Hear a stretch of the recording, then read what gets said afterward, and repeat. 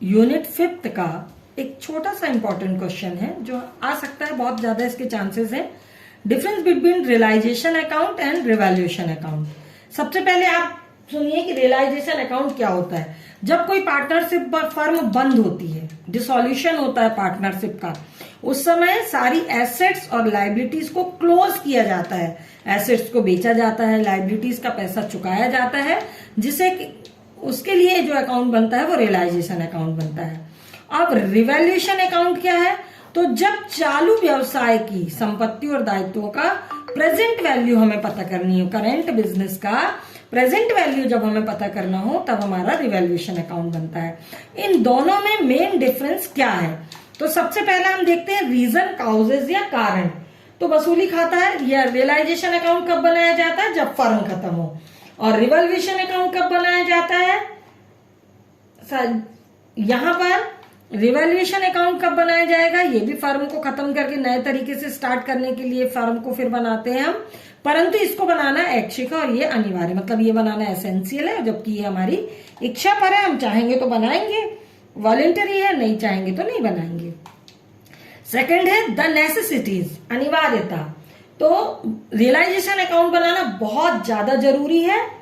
और जब हम बात करते हैं रिवैल्यूएशन अकाउंट की, तो इसका जो मोटो है वो फर्म की संपत्ति, एसेट्स और लाइबिलिटीज का प्रेजेंट वैल्यू जानना है। तो ये इसको बनाना अनिवार्य उतना नहीं है। थर्ड है हमारा ऑब्जेक्ट या उद्देश्य।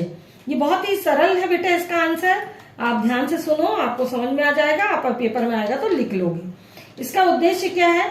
तो रियलाइजेशन बनाने का जो उद्देश्य है, संपत्तियों को क्या करना है? आपको बेचना है, उसका कीमत वसूलना है और उससे अपनी लाइबिलिटीज को पे करना है। इस उद्देश्य से ये बनाई जाती।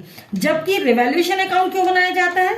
कि आपके जो पहले से जो एसेट्स हैं और लाइबिलिटीज है, उसकी प्रेजेंट वैल्यू आप जानना चाहते हो, तब रिवैल्यूएशन अकाउंट बनाते हो। बात करते हैं हम अंतिम भुगतान या लास्ट पेमेंट की। तो यहाँ पर अंतिम भुगतान की बात करें तो जब रियलाइजेशन अकाउंट बनाया जाता है, इसका मतलब है खाते आपके पूरे बंद हो रहे हैं और आपकी संपत्तियां, जो भी एसेट्स हैं वो सब बिक रही हैं, लाइबिलिटीज को आप चुका रहे हो, तो ये आपका यहाँ पर लास्ट पेमेंट होता है। और जबकि यहाँ जब हम बात करते हैं रिवैल्यूएशन अकाउंट की, तो ये बिल्कुल भी लास्ट पेमेंट नहीं है, क्योंकि जो पार्टनर यदि बाहर जा रहा है फर्म को छोड़कर, सिर्फ उसको हम पे करते हैं तो लास्ट पेमेंट होती, बाकी पार्टनर्स के लिए नहीं, क्योंकि बिजनेस तो हमारा रन होता रहता है। अब यहाँ हम बात करते हैं अगला जो हमारा पॉइंट है, एक्सपेंसेस या व्यय। तो संपत्तियों को बेचने में खर्चे लगते हैं, एसेट्स को बेचने में खर्चे लगते हैं, लाइबिलिटीज को पे करने में खर्चे लगते हैं। तो यहाँ पर रियलाइजेशन एक्सपेंसेस को डेबिट किया जाता है और यहाँ पर रियलाइजेशन से रिलेटेड कोई भी एक्सपेंसेस को नहीं काउंट किया जाता। अब नेक्स्ट हमारा अंतिम जो है इसका पॉइंट है लेखे या अकाउंटिंग। तो जब हम रियलाइजेशन अकाउंट बनाते हैं तो इसमें कैश और बैंक के अतिरिक्त, मतलब कैश और बैंक को छोड़कर जितनी भी एसेट्स और लाइबिलिटीज है उनके अकाउंट बनाए जाते हैं और बंद कर दिया जाता है। और जब हम बात करते हैं रिवैल्यूएशन अकाउंट की, तो इसमें हम उन्हीं एसेट्स को और लाइबिलिटीज को शामिल करते हैं जिनकी हम कीमत चेंज करना चाहते हैं, प्राइस चेंज करना चाहते हैं या उनकी प्रेजेंट वैल्यू जानना चाहते हैं, हम उन्हीं की अकाउंटिंग करते हैं, बाकी सबकी नहीं करते हैं। तो ये बहुत इंपॉर्टेंट क्वेश्चन है, difference between realisation and revaluation account. Thank you.